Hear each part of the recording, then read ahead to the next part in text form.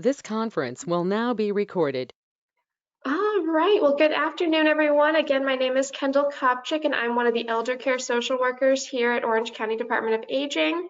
Today, we're going to hear from Rich Waltney from Transitions Life Care about advanced directives. So I'll give you a little bit of background on him. Rich serves as the Community Engagement Representative for Transitions Life Care, founded as Hospice of Wake County in 1979. He has over 28 years of experience working in nonprofit organizations in both education and spiritual care. Rich received his graduate degree in educational leadership from Wright State University in Dayton, Ohio in 2000. And before working at Transitions Life Care, he and his family were on a 5-year adventure in Malaysia, where he served as the spiritual life director for an international school. He has a lifelong passion to engage people of all ages concerning the issues that matter most in life. So welcome, Rich. I will turn it over to you, and thank you for being here. All right, thank you, Kendall, and hello, everyone. It's good to have you in the room with us today, and just honored to be here. Actually, the second time I've been doing something in the last probably 4 days with Orange County, and I am a resident of Chapel Hill in Orange County, proudly so, and have been for 9 years now, and just really honored to do anything with the Department on Aging, the Seymour Center, and just the incredible work that you're doing. We just count it a privilege to come alongside and hopefully be a resource for you today and encouragement for you during a difficult time that we're all going through. And yet, what a timely conversation for us to have on this topic of advanced directives. And I mentioned to Kendall before we started recording that I think the best way for us to have this talk today is allow me, I'm going to tell you a little bit about us, who we are and what we do, just as an introduction. To kind of set the table after that, we're going to talk about advanced directives, the families of what I say of advanced directives, and allow me to just feed you in some way, set that table, and just give us an understanding of different types of advanced directives. And then towards the end, I just want to encourage you to, even as we go throughout our conversation today, is that if at any point, any slides that we touch on or content or questions you may have, please keep track of them. I know there's only a few of us in the room today, but for the benefit of let's get the information out. And then at the end, we'll answer and try our best to apply what we've learned together. And if you need more resources, we'll get you to those. But the hope today is to do just that, is to open your eyes to some things and perhaps, maybe move you to act on some things in your own life and your own advanced directives. Well, let me do this. I want to make certain that, let's see, people can see my screen. Kendall, I may ask you just to take a quick look and confirm or deny that you can see my screen. Looks great. I can see it.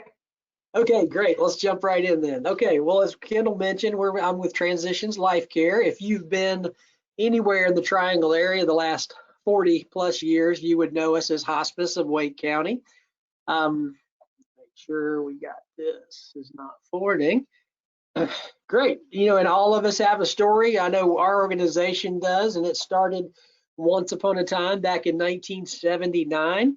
One of our area's first oncologist in Wake County in Raleigh, Dr. Billy Dunlap, when his patients reached a place where cure was no longer an option, he wanted to do something to care for those patients. And a very new movement was starting to spread across the country and the world, really, of hospice. So what he did is he started a nonprofit organization by the name of Hospice of Wake County. And he hired 2 part-time nurses and cared for about 6 or 7 patients that first year.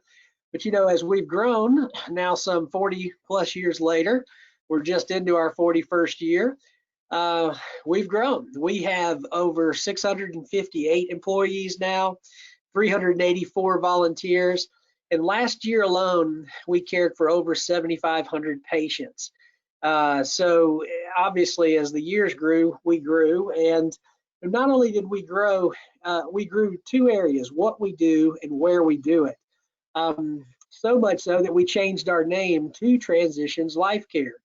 And part of that reason is that we do more than hospice, and we do it in more than Wake County.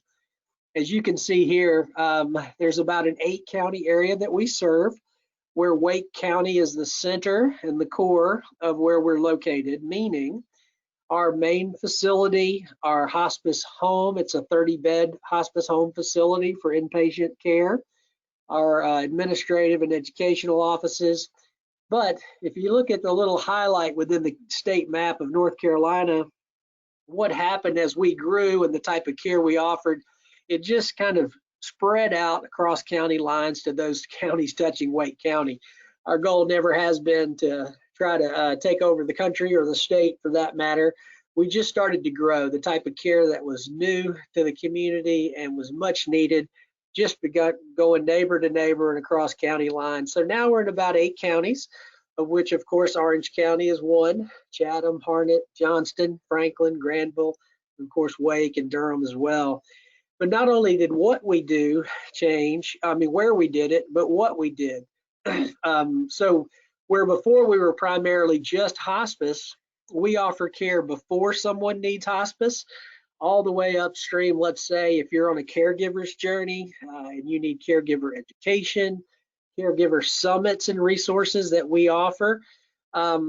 We've done 3 to 4 different caregiver summits in 4 different counties, but this year we have combined them all to one online virtual conference that's going to be coming up in October, which if you're a caregiver, which I know this is a support group, please go check out caregiversummit.org, and check. And it's a free conference. It's an amazing conference for both personal and professional caregivers. But if you've attended any of ours, be it in Chapel Hill, Raleigh, or Durham, and even into Harnett County a few years ago, that's going to be combined this year. Great speakers and great topics that we're going to be covering that day. So from caregiver support to palliative care to home health, hospice, of course, children's hospice and palliative care, and then after hospice, grief and bereavement services, which we offer grief and bereavement care free of charge to anyone who's lost a loved one. So that means whether it's hospice related or not, doesn't matter, or whether we cared for a patient and their family or not. It's really, we offer that one-on-one or in group type counseling, grief and bereavement services. So I know that's a earful, but that really kind of creates the platform from which we like to speak. We come at this conversation about advanced directives because it's kind of in our space, so to say, meaning end of life care as people age, as an illness progresses. That's why we changed our name to Transitions, because that word transitions better describes how we age or how a prognosis progresses or diagnosis progresses as we change and as things change in our lives. Well, this conversation we're going to have today, before we get started, I kind of already said this. At the end of this, I'm hoping if we need to have a conversation to help answer questions for you or lead you to some other resources. So like I said, please take notes, write down your observations, maybe your key takeaways. Maybe there's something you hear or see today that you didn't know and it's a first time aha moment. Maybe it's a good reminder of something that you need to know or need to act on. And usually I'll say this on the front end of these conversations is there's always something for someone to do in this room. If I were to ask you to raise your virtual hand, I like to kind of poll the audience sometimes and ask, how many of us in this room have an advanced directive in place, notarized, copied, and given out. And then secondly, I like to ask the follow-up question is, if you do have one today, my question for you would be, how well have you communicated your wishes with the people in your life who will be most affected by them? And because today, if you don't have one, it's a great catalyst in the day to say, well, let's start working on that. If you have one, maybe it's time to bring it out, take a look at it, maybe make some adjustments and changes, or maybe it's time to have a more deeper conversation with the people who matter the most in your life about the things that matter the most. So that's our hope today, is that there's something for you to take away. And again, I would view this as an ongoing conversation, obviously within your own family and circle, but with us as well, because sometimes it just doesn't all get summed up in 45 minutes or less, and it's just an ongoing opportunity to engage this subject. Well, we like to utilize this document called the 5 wishes. Let me underscore something on the front end. If you have, I believe the best the best advanced directive that you can have is the one that you currently have, meaning we're not trying to put you into a new one. Don't feel like because this one may seem better that you've got to run out today, or that we're trying to make you change. Please excuse me.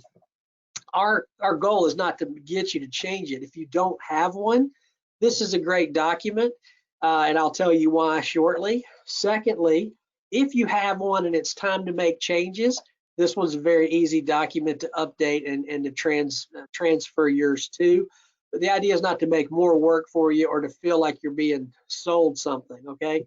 I tell people I love what I do because, you know, I get to stand up here and have conversations like this. I don't have to sell anything or ask for money, which is very usually creates a more welcoming environment.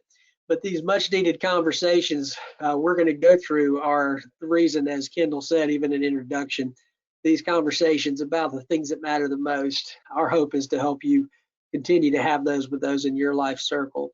So this document's one we like to use as a guide, and I can actually make it available to you electronically, meaning the link at the end will get you to it. And if you want a copy, I will be more than glad to run a stack of these over to you and have them at either at the Seymour Center, or I'll give them to Kendall directly, okay? So let's jump right in. I think the best way to do this is we're going to zoom out a little bit, and let's just make this incredibly simple. What are advanced directives? And in the simplest definition, they are what they say they are.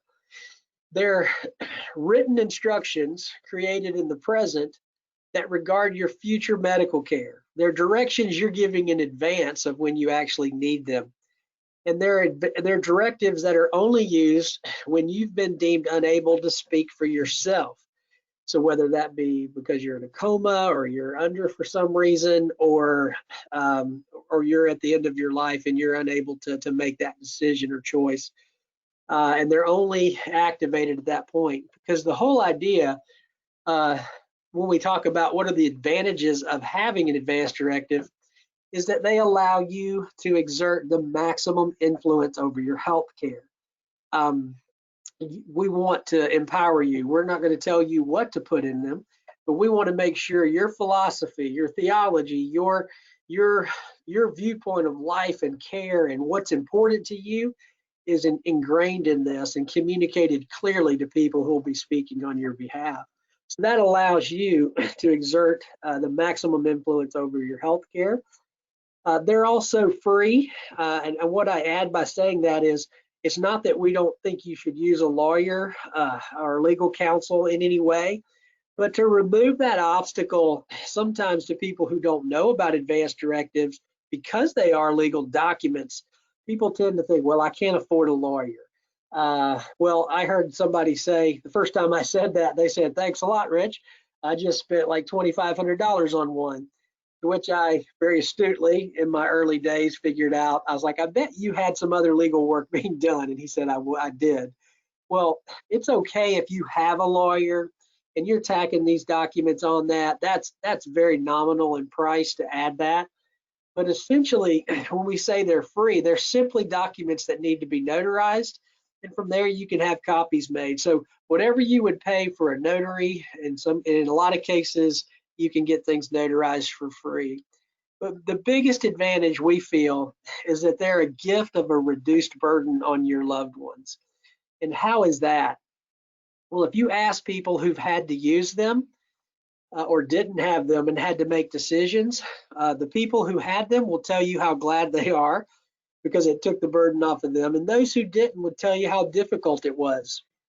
The reason is, whether you're a medical expert or not, if you were to make a decision, let's say I appointed you as my healthcare power of attorney, and I gave you a direction to do something or not do something, and when I was unable to speak for myself, and if that decision led to the end of my life, the burden now feels like it's placed on you.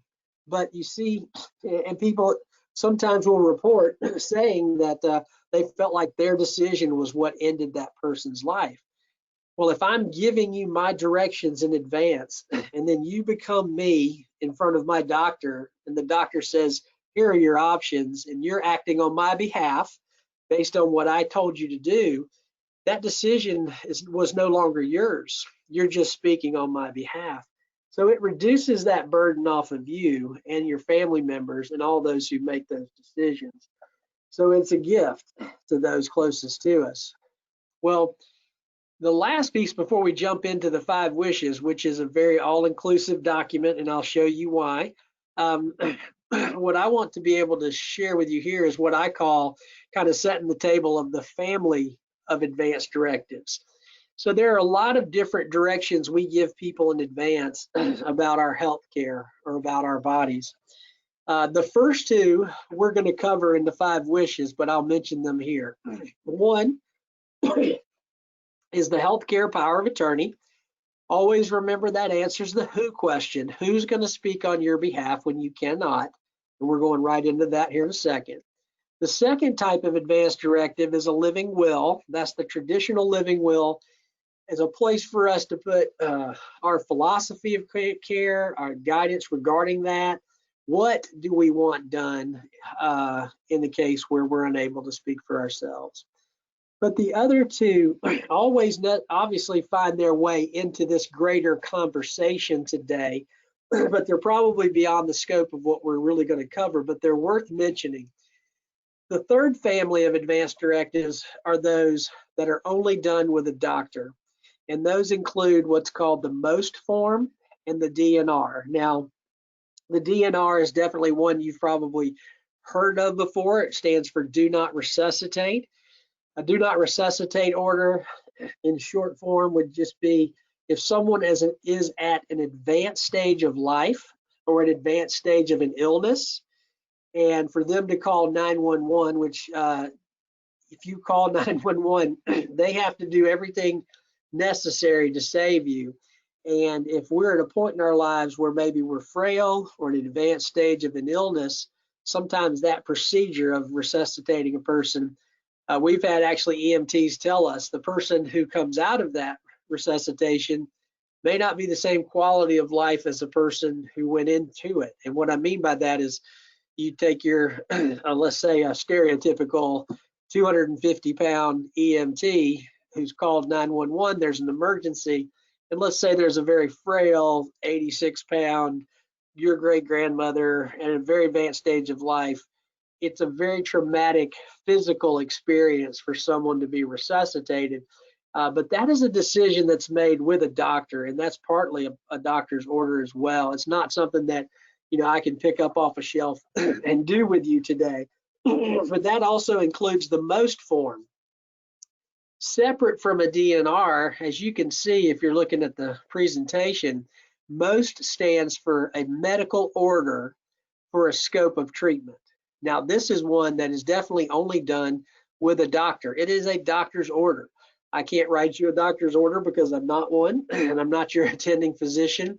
But these 2 forms live in that family of advanced directives only done with a doctor or medical care specialist.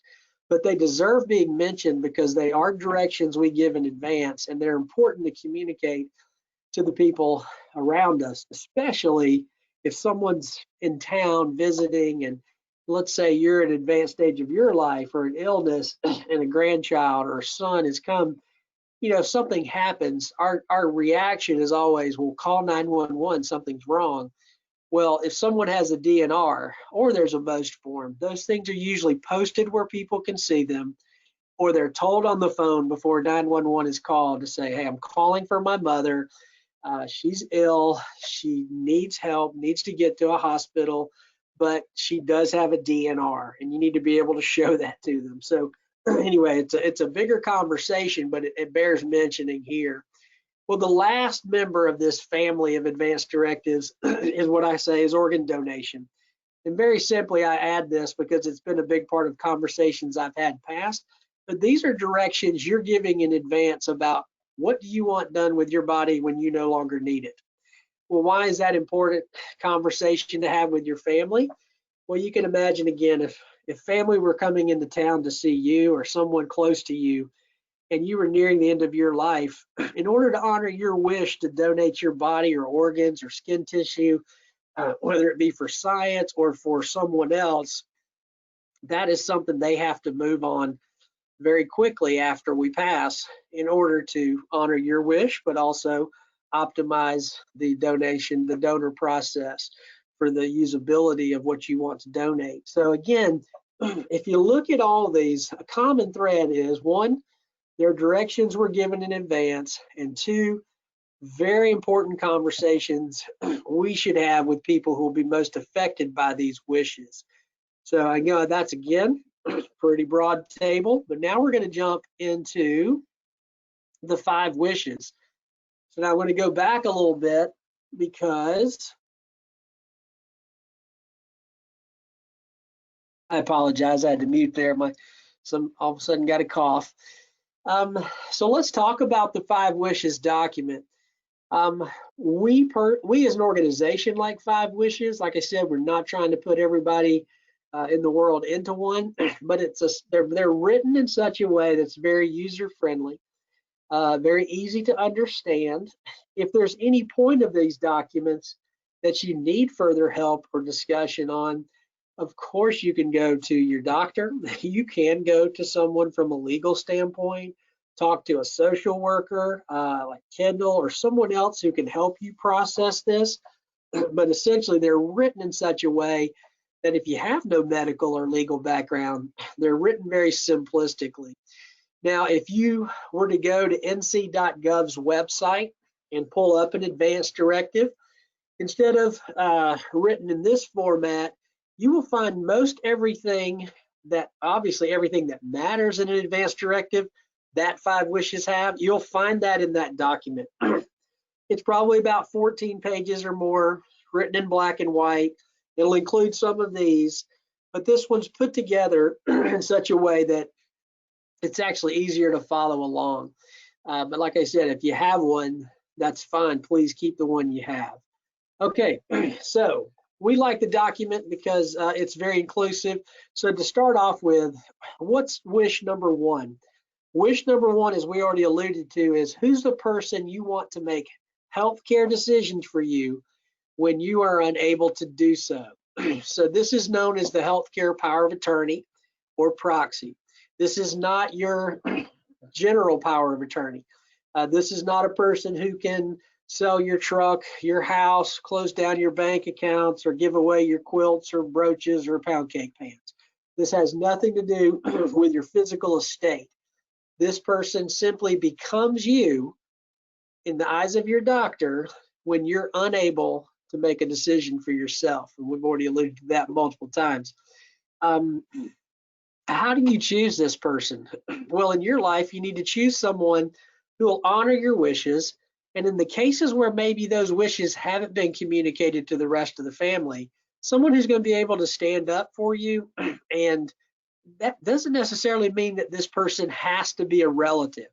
It could be a clergy, a pastor, a rabbi, a friend of the family, as long as it's clear who they are. And of course, they can't be a minor, so they have to be 18 or older. But it doesn't have to be a relative. This is a person who's going to interpret the instructions you give them to make decisions based upon your wishes and your values. So I'm going to keep that at that and make that simple. Well, let's go to wish number 2. Wish number 2 is the traditional living will. Your wish for the kind of medical treatment you want, and let's add the type of treatment maybe that you do not want. So This is a section where you get to define, what does life support treatment mean to you? Any living will, whether it's a government document or 100 different other brands, they will give you a place to express general instructions. Now remember the most form I mentioned earlier. That is a medical order for a scope of treatment for a particular diagnosis. Well, right now, you may not be facing a diagnosis, or maybe you are. Whatever the case is, this type of living will gives you you're able to give general instructions to your healthcare providers and caregivers. So it will give you prompts in different areas to consider. What are your wishes if you have a terminal condition? If you were in a coma, or if you had severe brain damage? So there are a lot of different options of treatment that you may want or not want, or you may want up to a certain period, but then maybe you want to say this is where it's okay to do certain things. So again, very open-ended, very a good opportunity for you to have and put some thought. These are we used to call this talk the uncomfortable gift. It is an uncomfortable gift of conversation and instructions to give to people, but how important it is to be one that can reduce a burden. There's also there's space given to write additional instructions based on your personal beliefs. I alluded to that earlier. I worked with a lot of faith communities, and I know in the Catholic Church there are very specific documents and doctrines that guide end-of-life care. They were very apprehensive at first to inviting someone from the outside to talk about this. And what I shared with them, and I share with you too, is we're not trying to tell you what to put in them. Your values, your beliefs, your philosophy, your theology, everything about who you are, this is an opportunity for you not to write a doctrinal statement, but to infuse what your wishes are and give instructions based on your personal beliefs. So one important document. Remember, one of the #1 benefits of having an advanced directive is to exert the maximum amount of influence on your care. So here's a great time to put that in writing. And much more importantly, I say, is to not only put that in writing, but to have this conversation. Remember my initial 2 questions? Do you have an advanced directive? And if so, how well have you communicated it to those who will be most affected by it? So these documents are not just meant to sit in a safe deposit box somewhere and go untouched or unread or talked about. They're really to be communicated in the right setting. And we'll talk about that here shortly. Well, what's the third wish? Well, what's unique about the 5 wishes from another document is that the last 2 wishes we'll talk about are very unique, but even this third one, and this is where your philosophy of care when it comes to hospice and palliative care comes. So wish 3 is, how comfortable do you want to be? And I think I could probably answer for most of us, well, we want our pain managed properly.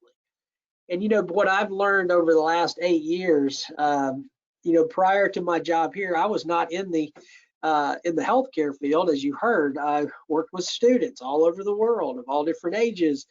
I just tell people now I have a little bit older youth group. They're my age and up. And I've been having this conversation for a long time with people about this. But, I started to realize that, there's a lot of misunderstandings, what I call myth understandings about what hospice and palliative care is.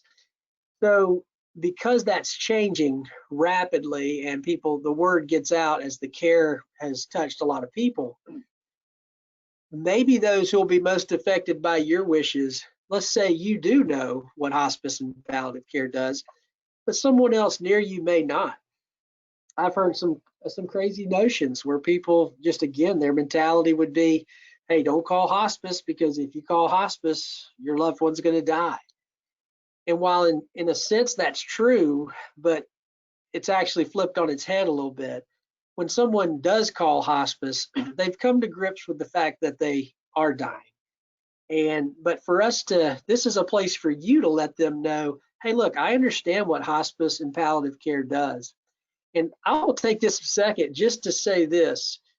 You may not know that 100%, but you know, palliative care and hospice care is the same medical specialty. And it really is, it's about pain and symptom management. The difference between the two is this. If you're still holding out hope for a cure, that's what palliative care comes in to help manage the pain. It becomes hospice when a person reaches a place of 6 months or less to live, but then they realize that those medical treatments now have become futile, and they just want to face a dignified end of life managing their pain and symptoms. So there's a difference between just palliative care and where that becomes hospice. But you see, your family members and loved ones and others may not. So it's important for you to let them know about certain comfort measures that you want. Wish 4. This is our wish for how we want people to treat us. What should other people keep in mind if you're seriously ill? You want people around your bed holding your hand. You want to be prayed over, have music played. You know, even just having pictures of loved ones around your room. Again, we won't spend a lot of time on this, but these are, again, qualitative end of life type issues. I will tell you an interesting story I heard. There was a lady who was diagnosed with getting close to a very advanced stage of dementia and Alzheimer's. And in one of her last lucid moments where she was really aware before she was going into a facility to live, she walked into the room and they asked her, "Is there anything you want?" And she stopped at the door and almost like grabbed both the doorposts. She looked around and she just said, "Pink." And they're like, "What do you mean?" She's like, "I want everything pink." And to which they said, "Well, I thought your favorite color was green." She said, "Pink. Pink pillows, pink sheets, pink everything, curtains." Well, a few weeks later, one of her 3 or 4 siblings came in and her brother walked in and looked in and everything was pink and he just laughed. And he looked around, they're like, "Well, what's so funny?" He said, "Well, she grew up, she had 4 older brothers and she was the youngest and she was the sister, the only girl. And the mother said at that point, she's like, no more color selections, everybody gets green." And so there was no pink allowed. Now that might not sound like a big deal to you, but one of her wishes was, please don't stick me in a room full of things that aren't pink. That brings me comfort. And that was one of her last wishes, that she could speak for herself. And I've heard other ones that were almost as funny. People would say, "Look, you can set me out in the garden when it's raining, but please do not set me in front of a TV and babysit me and just let me sit there." And again, those are actually those qualitative types of lifestyle that you can communicate to your loved ones, how you want people to treat you and what you want your environment to be like. Well, that brings us to the 5th wish. What do you want your loved ones to know?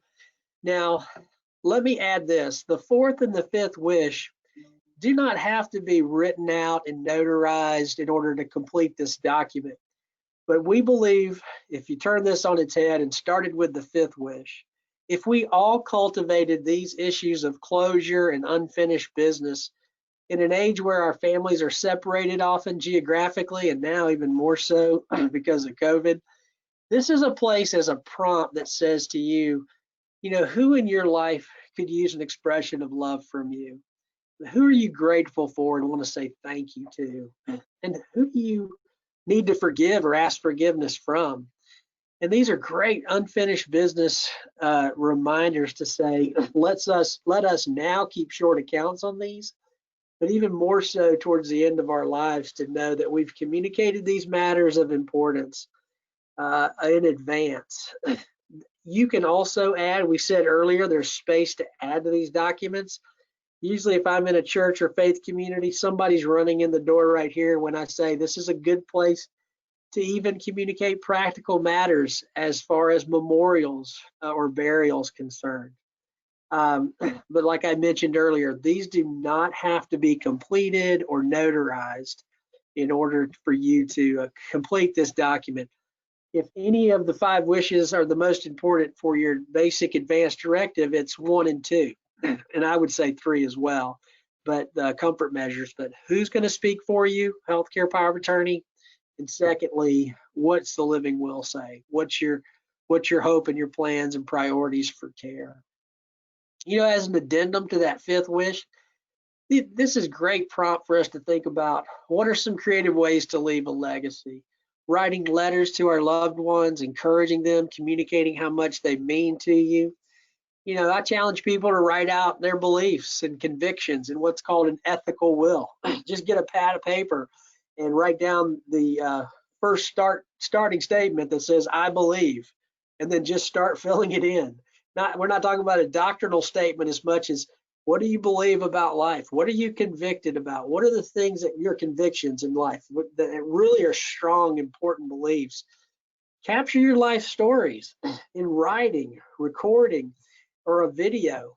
If you took your cell phone like I've got, and I know you have, you have more technology, they say, in this phone than what it took to launch launch the rocket into space for the Apollo missions.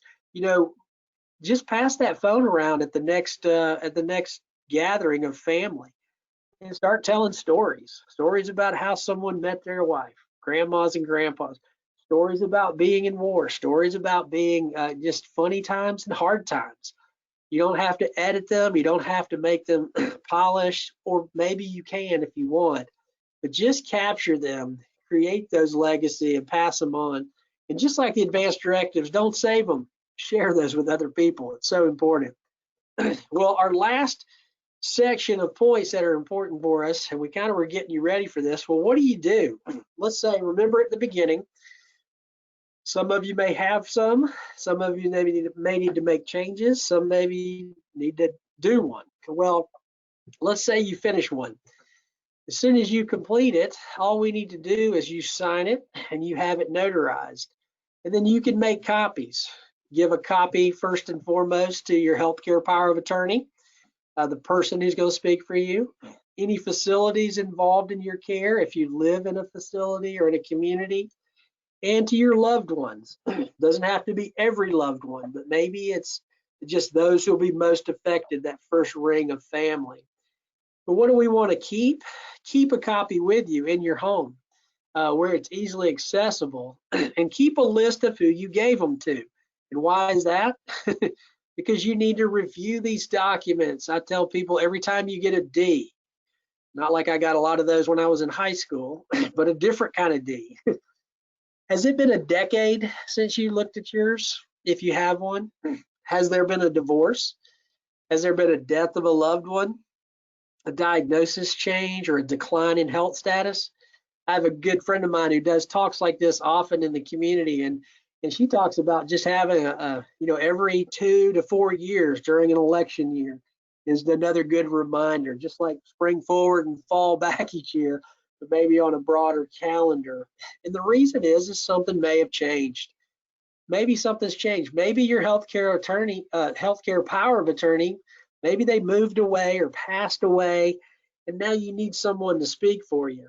Or maybe a diagnosis changed, and now you want to make sure they know a little bit more in detail what your wishes are. The reason you keep those copies and who you gave them to is that if you do make changes, you gather the old ones, destroy them, make new ones, and then disperse them to those who need them.